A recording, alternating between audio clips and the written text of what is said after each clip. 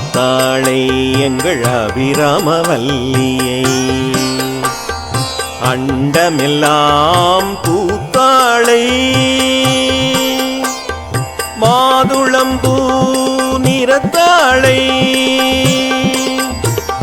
புவியடங்க காத்தாளை அங்குஷ பாஷாங்குஷமும் கரும்பும் அங்கை சேர்த்தாளை முக்கண்ணியை தொழுவார்க்கு ஒரு தீங்கில்லையே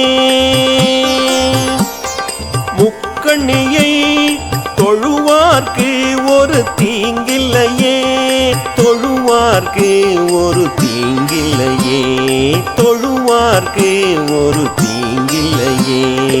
ஸ்ரீ லலிதா சஹஸ்ரநாமம் ஓம் ஸ்ரீ மாத்ரே நமஹா என்று துவங்குகின்றது.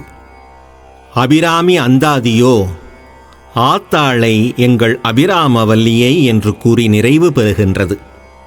ஓம் ஸ்ரீ மாத்ரே நமஹா, ஓம் சீர்வளர் அன்னையே போற்றி என்று ஸ்ரீ லலிதா சஹஸ்ரநாமம் உரைக்கின்றது.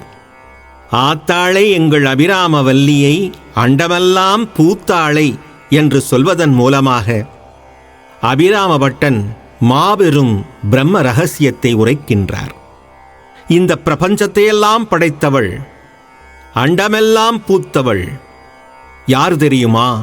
மாதுளம்பூ நிறத்தாளாகிய அந்த அபிராமி அம்பிகைதான்.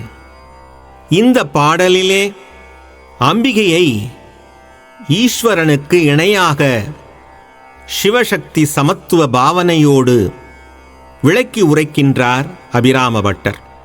புவி அடங்க காத்தாளை ஊர்லோகம், புவர்லோகம், ஸ்வர்கலோகம், மகர்லோகம், ஜனலோகம், தபலோகம், சத்தியலோகம் என்ற லோகங்களையெல்லாம் தன்னுள்ளே அடக்கி காக்கின்றவள் சக்தி.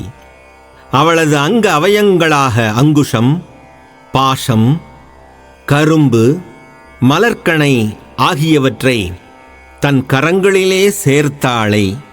முக்கண்ணியை என்று சொல்வதன் மூலமாக முக்கண்ணனுக்கு இணையானாள் என் தாய்.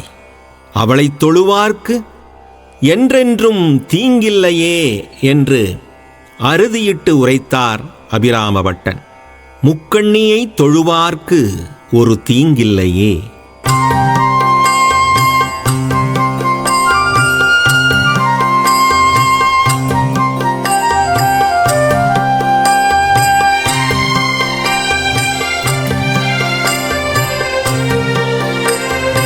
ஆத்தாளை எங்கள் அபிராமவல்லியை அண்டமெல்லாம் பூத்தாளை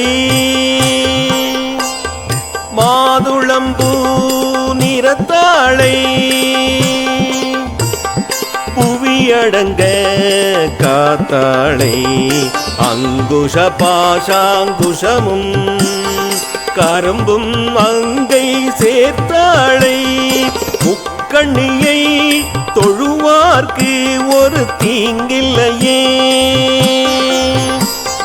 முக்கண்ணியை தொழுவார்க்கு ஒரு தீங்கில்லையே தொழுவார்க்கு ஒரு தீங்கில்லையே தொழுவார்க்கு ஒரு தீங்கில்லையே. ஓம் சக்தி ஓம் சிவசக்தி ஓம் ஓம் சக்தி ஓம் சக்தி ஓம் சக்தி ஓம் ஓம் சக்தி ஓம் சிவசக்தி ஓம் ஓம் சக்தி ஓம் சக்தி ஓம் சக்தி ஓம் ஓம் சக்தி ஓம் சிவசக்தி ஓம் ஓம் சக்தி ஓம் சக்தி ஓம் சக்தி ஓம் ஓம் சக்தி ஓம் சக்தி ஓம் சக்தி ஓம் ஓம் சக்தி ஓம் சக்தி ஓம் சக்தி ஓம்.